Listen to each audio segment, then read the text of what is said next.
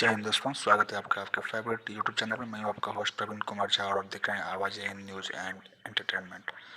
दोस्तों, आज हम देखेंगे आरजू काजमी, कमर चीमा और आशीष सिंह जी का एक बहस इंडिया पाकिस्तान के बीच में।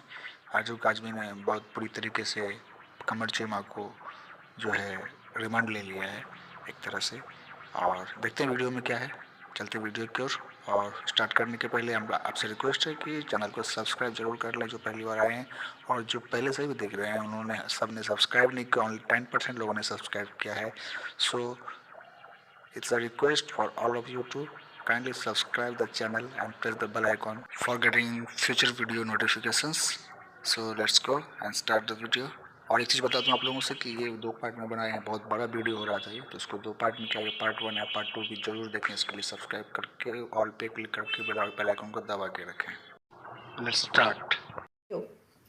मैं सबसे पहले हम जाहिर है इंडिया पाकिस्तान की ही बात करेंगे और उसकी ही हमें बात करनी भी चाहिए। और जो चीज़ें हमारे पैनलिस्ट बताते हैं, चाहे वो पाकिस्तान से बताएं चाहे भारत से बताएं, अगर किसी किस्म का क्रिटिसिज्म होता है तो हमें उन चीज़ों के ऊपर मैं समझती हूँ कि काम करने की ज़रूरत होती है। उस पर कोई नाराज़गी वाली बात नहीं है। कोई भी जगह जो है वो परफेक्ट नहीं है। सब जगह कुछ ना कुछ आप जानते ही हैं कि ऐसी चीजें हैं जिसपे हमें बहुत ज्यादा काम की जरूरत है, लेकिन हम उसे अवॉइड करते हैं। और जब हमारे पैनलिस्ट इसके बारे में बात करते हैं तो अक्सर हम देखते हैं कि डिबेट के अंदर ही लोग नाराज भी हो जाते हैं, और बाहर तो खैर होते ही है। जिस किस्म की कमेंट्स आते हैं यूट्यूब और ट्विटर पे वो तो हम सभी जानते हैं। लेकिन हमें थोड़ा सा मैच्योर होने की जरूरत है, थोड़ी सी उन चीजों के ऊपर बात करने की जरूरत है। तो बिल्कुल आज भी हम इसी तरह की बातें करेंगे और समझने की कोशिश करेंगे। चीमा साहब, आपसे मुझे एक सवाल पूछना है कि आपके बारे में वैसे तो खैर ये इंप्रेशन है, सही है या गलत है वो आप जानते होंगे कि आप एस्टेब्लिशमेंट के बड़े नजदीक हैं, लेकिन अभी एक दिन पहले आपकी हंसी बता रही है कि आप हैं। अच्छा ठीक है, मैं मान गई। अब मुझे ये बताइए चीमा साहब के मंजूर पश्तीन ने जो है वो प्रेस कॉन्फ्रेंस एक की थी 2 दिन पहले, उसकी कवरेज से रोक दिया गया, मीडिया उसकी कवरेज नहीं कर पाया।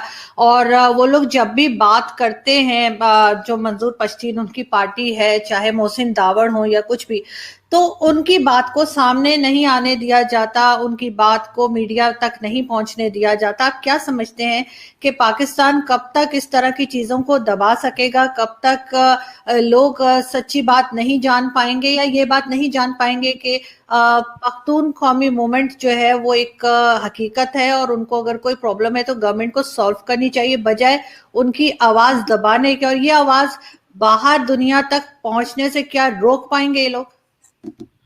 देखें जी, आज के जमाने में, सोशल मीडिया के जमाने में, तो आवाज दबी नहीं रह सकती। सवाल ही पैदा नहीं होता आवाज दबी रहे। क्या आप किसी आवाज का मेन स्ट्रीम मीडिया पे आने को ही बड़ी आवाज समझते हैं? कमजोर हैं। पहली बात तो यह है कि इनको मेन स्ट्रीम मीडिया पे ये नहीं आ पाते। मैं मानता हूं ये नहीं आ पाते, ये रियलिटी है। लेकिन उनकी आवाज नहीं दबी हुई। वॉइस ऑफ अमेरिका को वो इंटरव्यू देते हैं, सो अगर वो पाकिस्तान के 4 चैनल्स पे नहीं आते तो वो इंटरनेशनल चैनल्स, सो आवाज नहीं दबी हुई। हाँ, उनको अपना जो बयानिया उसमें थोड़ी नरमी पैदा करनी चाहिए। जिस तरह वो रियासती अदारों के खिलाफ गाली देते हैं, बुरी बात करेंगे, तो डेफिनेटली कौन बर्दाश्त करता है ये? मेरी फौज ने दहशतगर्दी की जंग लड़ी है, तो आप अगर मेरी फौज को कुछ तरह की गाली देंगे तो मैं तो नहीं पसंद करूंगा। तो रियासती पैराए में रह के रियासती अदारों पे भी तनकीद करें, फौज पे तनकीद करें, सब लोगों पे तनकीद करें, लेकिन एक पैरामीटर के अंदर रहें। उस पैरामीटर को फैलांगे नहीं, उससे फिर माहौल खराब होता है और जो वो एक अच्छी चीज नहीं होगी। जी बिल्कुल ठीक, लेकिन अगेन मैं वही कहूंगी कि बात अगर उनकी नहीं भी पसंद आती तब भी उनको मेरे ख्याल है मीडिया में आने की इजाजत होनी चाहिए। उनकी प्रेस कॉन्फ्रेंस उसी तरीके से कवरेज होनी चाहिए जैसे बाकी सबकी होती है। आशीष, मैं आपकी तरफ आऊंगी और आपसे ये पूछना है कि कोरोना के केसेस इंडिया में बढ़ते चले जा रहे हैं, और दूसरी तरफ आपकी पॉलिटिकल जो रैलीज हैं वो भी उसी तरह से चल रही हैं, लेकिन जो गवर्नमेंट है वो सिर्फ कोरोना की बात वहां कर रही है जहां पे कांग्रेस की गवर्नमेंट है, जहां पे कांग्रेस के लोग ज्यादा हैं, वहां उनकी हुकूमत। So it's not about Congress और द बीजेपी। देखिए, आप नंबर्स देखिए, नंबर्स आप स्टेट वाइज, प्रोविंस वाइज है।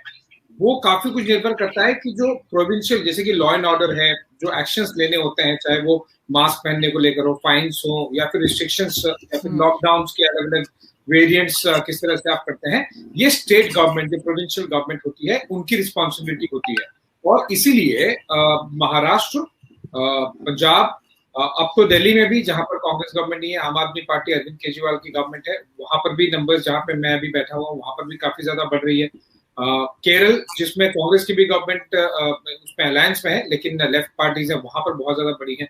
तो कांग्रेस और बीजेपी का इससे लेना देना नहीं है। इससे पहले भी कई बार बीजेपी रूल स्टेट्स में भी कई नंबर्स बढ़े थे, लेकिन ये एक पैटर्न जरूर दिख रहा है कि स्टेट गवर्नमेंट जो एक्शन ठीक से नहीं ले रही है, या फिर उनकी जो स्टेट मशीनरी है, चाहे वो पुलिस हो या फिर हेल्थ इंफ्रास्ट्रक्चर हो, वहां पर ये नंबर्स बहुत रैपिडली बढ़ रहे हैं। फॉर एग्जाम्पल, अगर आप देखें तो आज almost 1 lakh which is 0.1 million per day increase in corona cases, which is almost reaching the peak जब से पेंडेमिक आया है। ये नंबर्स प्लस माइनस 2000 इसी के आसपास में पिछले 2-3 दिन से रोम कर रहे हैं। लेकिन जो वैक्सीनेशन की ड्राइव है, मैं आज ही का आपको एक नंबर देता हूं फैक्चुअल, वो है 4.3 million vaccinations have been done in just 24 hours, by and large in the range of 2 million, 3 million, 4 million. ये पिछले कई हफ्तों से इस तरह से वैक्सीनेशन किया जा रहा है। सो इंडिया में सोसाइटी लेवल पे, गवर्नमेंट्स लेवल पर एक जंग, एक रेस सी चल रही है कि आप कितने लोगों को जल्द से जल्द वैक्सीनेशन के जरिए कवर कर लीजिए, और कितने लोग कोरोना वायरस से टच होते हैं और कितने लोगों को अफेक्ट होता है। ये रेस बहुत ही बुरी तरह से चल रही है। अनफॉर्चुनेटली जो नेचुरल एडवांटेज है वो virus gets it, because vaccine के फर्स्ट शॉट, सेकेंड शॉट के डिफरेंस में मिनिमम 45 डेज का आपको गैप लगेगा until your body creates immunity. उन 45 डेज में आप कितने लोगों को इन्फेक्ट कर देंगे, ये एक बड़ा इशू है। सो इसका पॉलिटिकल, ये इंडिया में भी इसको ज्यादा पॉलिटिक्स मैंने देखा नहीं, मैंने सुना नहीं कि तो इसको लेकर कोई ज्यादा बहुत पॉलिटिक्स हो रही है। इसको लेके बाय एंड लार्ज, देखिए कुछ एक एक्सेप्शन हर जगह होते हैं। India is such a large country, so much of diversity, so many political parties with so many different views, एक कुछ एक्सेप्शन हो सकता है। बाय एंड लार्ज इस पर पॉलिटिक्स मैंने नहीं देखी है, सस्टेन पॉलिटिक्स तो बिल्कुल भी नहीं देखी है, चाहे वो कांग्रेस हो या बीजेपी हो। बिल्कुल ठीक। मैं यही चीज लेके मैं चीमा साहब आपकी तरफ जाती हूँ। वैसे तो दूसरा आपके लिए क्वेश्चन है, लेकिन मैं आपसे पूछना चाहूंगी, अगर आपको ऑप्शन दी जाए कि रशियन वैक्सीन है, इंडियन वैक्सीन है, चाइनीज वैक्सीन है, आप तीनों में से कौन सी लगवाना पसंद करेंगे? भाई जिससे भी मुझे आराम आ जाए। कैसे पता लगेगा आराम किससे आ रहा है? वो देखें, से आराम नहीं आएगा, मैं बता रहा हूँ। किससे आराम नहीं आएगा? इंडियन वैक्सीन से। मैं बड़ा वोकल रहा हूँ, एंड आई हैव, अगले दिन मैंने एक वीडियो बनाई जिसमें मैंने ये कहा कि आप इंडिया से वैक्सीन इंपोर्ट करें। इंडिया टुडे ने मेरी वो वीडियो डाउनलोड करके अपने, वो गौरव सावंत ने अपने चैनल में चला दी, इंडिया टुडे ने उसकी मेरी वीडियो चला दी, और वो अपने उन्होंने डाउनलोड की उसको, और उसने वो अपने कट्स बना के, पता नहीं किस तरह उन्होंने किया, तो वो उन्होंने लगाया। देखिए जी, कंवर चीमा कह रहे थे कि इंडिया से वैक्सीन इंपोर्ट करनी चाहिए, और मैं कह रहा हूं इसमें कौन सी बात है। देखें, एज लॉन्ग एज मैं तो इसका भी बड़ा क्रिटिसिज्म करता हूं, पाकिस्तान अपनी 90% वैक्सीन तो इंडिया से मंगवाता है, तो ये वैक्सीन इंडिया में मंगवाने में क्या मसला होगा? तो ये तो कोई बात नहीं है। और देखें, आपको इलाज करवाना है, आप और रेबीज की मेडिसिन मंगवाते हैं, बहुत कुछ मंगवाते हैं, और ये बैरियर्स नहीं रहने चाहिए भाई, ये बैरियर्स नहीं रहने चाहिए। और इंडिया को चाहिए कि वो जो कोविड के चक्कर में इन्होंने हमें मेडिसिन भेजनी है, जो भेजनी है वैक्सीन, वो भेजें। ये उसके ऊपर बैठ गए, ये वो वैक्सीन ही नहीं भेज रहे ममालिक को, और कह रहे नहीं। इन्होंने क्या किया है कि कोवैक्स ने एक इंटरनेशनल अरेंजमेंट था, अच्छा उसमें यह है कि पूरी दुनिया को वैक्सीन जानी है। कोवैक्स के अरेंजमेंट में इन्होंने क्या किया, इन्होंने अपने लिए पहले रख ली है, खुद ही बना के खुद ही अपने लिए रख लिया, और बाकियों को कह रहे तो अनुसी बात देते हैं।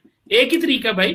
सो इसमें तो पूरी दुनिया जो है इंडिया को क्रिटिसाइज कर रही है कि आप अपनी वैक्सीन के ऊपर बैठ गए हैं। जरूरत आपको भी है, ये नहीं है कि जरूरत नहीं है, और जारी इनका भी कोई कसूर नहीं है, वो सप्लाई चेन के मसले हैं, इनके पास सप्लाई नहीं आ रही।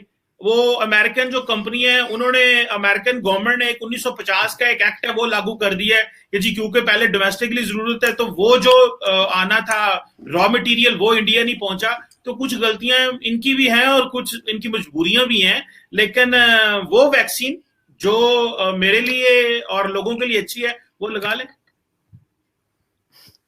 बिल्कुल ठीक। वैसे इसमें जी सॉरी, मैं बहुत स्ट्रांगली डिसएग्री करता हूँ फैक्चुअल पोजीशन पे कमर ने जो 2-3 बातें बोली है। देखिए कमर, आपको एस्ट्राजेनेका जो कि इंडियन वैक्सीन है, पाकिस्तानी अवाम को, पाकिस्तानी गवर्नमेंट को जो इंटरनेशनल ऑर्गेनाइजेशन है वैक्सीन की विच इज कॉल्ड गावी, उसके थ्रू मिल रही है। दूसरी बात, ये कहना कि आप इंटर कंट्री लेवल पर इंडिया और पाकिस्तान के बीच में, तो वो तो आपको रिक्वेस्ट भेजनी होगी। अभी आप लेकिन शुगर और कॉटन की रिक्वेस्ट करके फिर यूटर्न मार जा रहे हो, तो फिर पेंडेमिक वाली वैक्सीन वाली रिक्वेस्ट आप तो खरीदनी होगी ना, आपको रिक्वेस्ट करनी होगी। आप अगर नई इंडियन गवर्नमेंट को करना चाहते हैं, उन कंपनीज को डायरेक्टली कर लीजिए, पर गावी के थ्रू जो कि इंटरनेशनल ऑर्गेनाइजेशन है, पाकिस्तान को already made in India vaccine मिल रही है।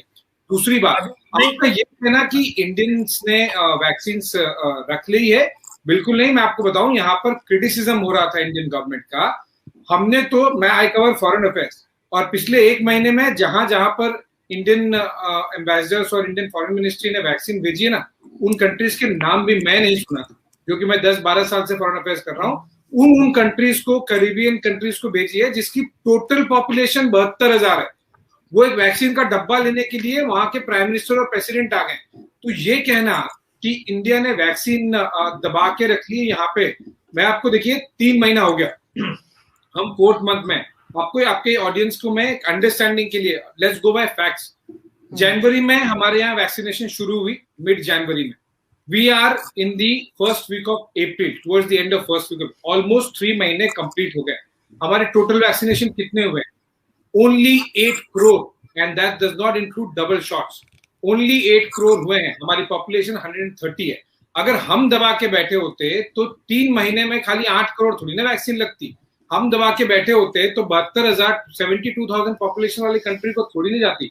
जहां तक रही बात कि पाकिस्तान को मिलनी चाहिए, किस कंट्री को मिलनी चाहिए, वो तो या तो कंट्री गावी के थ्रू ले ले, या तो कंट्री उस प्राइवेट कंपनी को ले, फाइजर से किसी से बात कर ले, किसी से भारत बायोटेक से बात कर ले। These are private company, Serum Institute है, उनसे रिक्वेस्ट तो भेजे। आप मुझे बताइए, किसी पाकिस्तानी गवर्नमेंट मिनिस्टर ने कोई रिक्वेस्ट भेजी है क्या?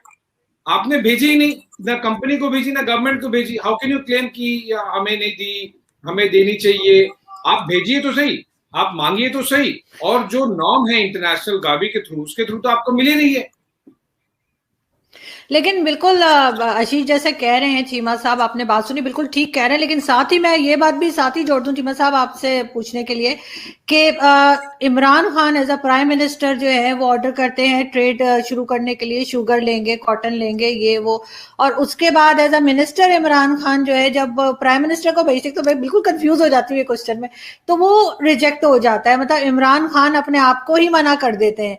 मतलब ये एक अजीब सी बात है। लेकिन आपको क्या लग रहा है कि जो पाकिस्तान और इंडिया के बीच में जो पीस प्रोसेस शुरू हुआ है, उसमें कुछ लोग ऐसे हैं जिसे कहते हैं स्टेट विद इन स्टेट, जो कि कुछ आर्टिकल्स भी आए, इंडिया में भी आए कुछ आर्टिकल्स, इस बारे में लिखा गया कि एक स्टेट तो बाजवा साहब हैं, एक इमरान खान साहब है, लेकिन एक स्टेट और है जो कि हमें नजर नहीं आती है सच, लेकिन ये कि वो इंडिया और पाकिस्तान में पीस प्रोसेस नहीं चलने देते, वो कोई ऐसी बात नहीं होने देते जिससे झगड़ा खत्म हो और लोग आराम से रहें।